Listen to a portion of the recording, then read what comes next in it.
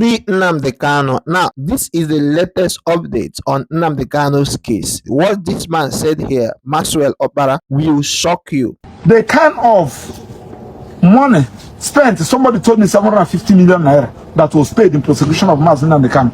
I'm talking about each day he comes 4 senior advocates and a team of lawyers that were used to prosecute Nnamdi Kanu.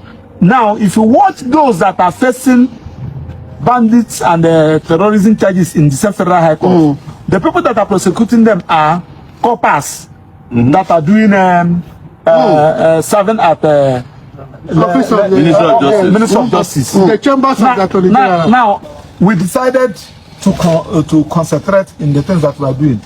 And I want to say that this particular funny convict and the sentence of Nnamdi Kanu is a blessing in disguise. I was surprised that about 5 serving judges, which I will not mention their names, Federal High Court, Court of Appeal and Supreme Court, serving, have taken this upon themselves. In fact, one even called me this morning.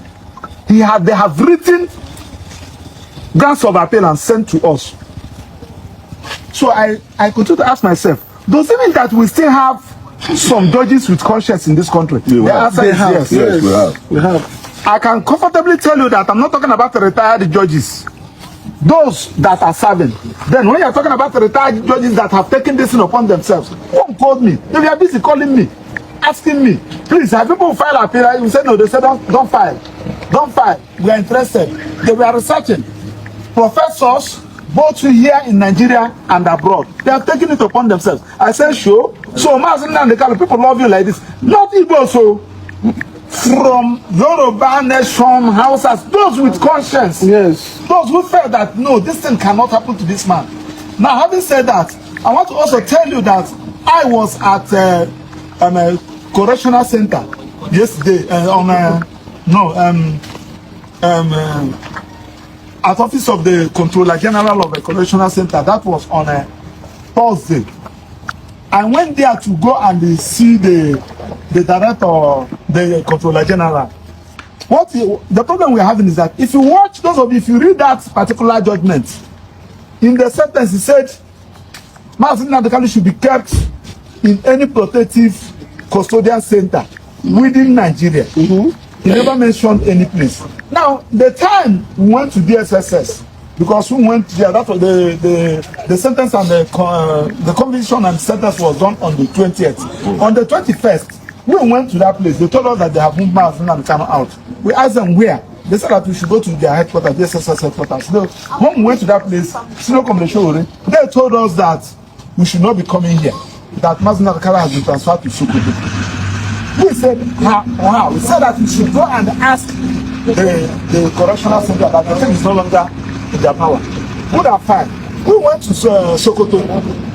They said that the order is from court. We said no.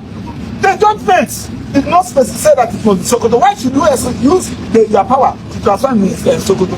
They said that we should go back to that court. We went to that court to apply to have the CTC of the remanding order. That particular CTC has not been given to us. Now, the correctional center told me on Friday, though they have not replied my letter, I said, please, can you reply this thing? They said that the judge in the remand warrant mentioned Sokoto. This is mad inhumanity to man. This is wickedness to the highest order. The question Nigerians are asking, including those with conscience here, why Sokoto? You know that this man has interlocutory appeal against their ruling and their judgment, which he filed himself at the Court of Appeal. He also filed some motions at the Supreme Court. The day he went to Supreme Court, people saw how people with conscience left to their work, and they were telling him, encouraging him that he shall overcome. Now, on what basis are you taking him to Sokoto? Now we are not asking. Today is it's the 15th. So today is 15th.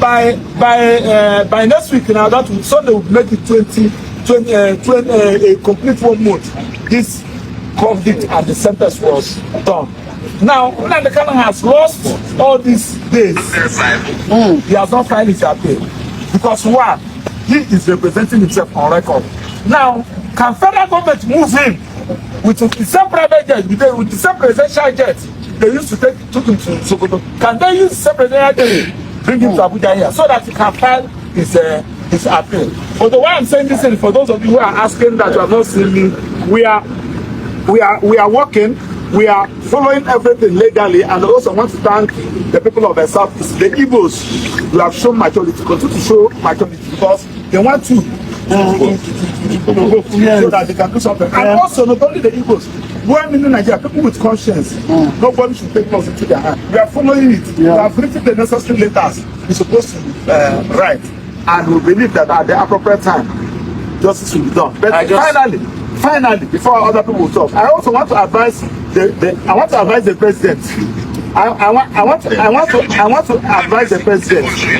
The president, this office is not your father's inheritance. We have seen the president come and go. They have been there right from sick, Gowon, and all of them, both military and civilian. Please, whatever thing that you are doing, remember where you are coming from. Because the time Obasanjo was dealing with you, I didn't think that some people like us kept quiet. No, I'm talking about Obasanjo that we said his allocation when he was yes. Okay. And I don't want to go into that of Abacha that when you ran away. But where is Abacha today? The disaster that just left before you, Barr, who was saying that yes, Nnamdi Kanu will die. Where is he today? So whatever thing, I don't know who is advising you. We have said it that please, those who are advising you should also you should consider their advice. Finally, to the judicial, we continue to say it. We are not saying that yes, you have their power under section 6 to make the order you are going to. Remember that whatever judgment you are giving today will be read by your great grandchildren. And also to remember that whatever you are doing today, come after you go and ask Malami. Malami is the EFCC calling human rights. He will eat Nnamdi Kanu is telling Malami, why are you crying? They are doing what you talk. The legacy you left, that's what they are following. So please, when you tell me went on BBC. So Ore was trying to overthrow the government. Now you have overthrown the naira. The final naira you are increasing. Even overthrow dollar. Overthrow dollar. So overthrow what I'm talking about the judicial. Are you I'm saying? Please don't allow anybody to make you a subject of a prayer point. People have made some judges their prayer point. How can somebody make a prayer point because of the judgment you gave? And you say that you are happy. You can't be happy. You can't be happy. Since the Motor gave this judgment, every time people walk into his courtroom, he's explaining himself. Every time, even when they ask him, so let's just go and pray and prepare for who will back out. So we leave it at that. So at the appropriate time we'll be updating you people. So please, can we go into the court? Okay. Let's go to the court. Okay.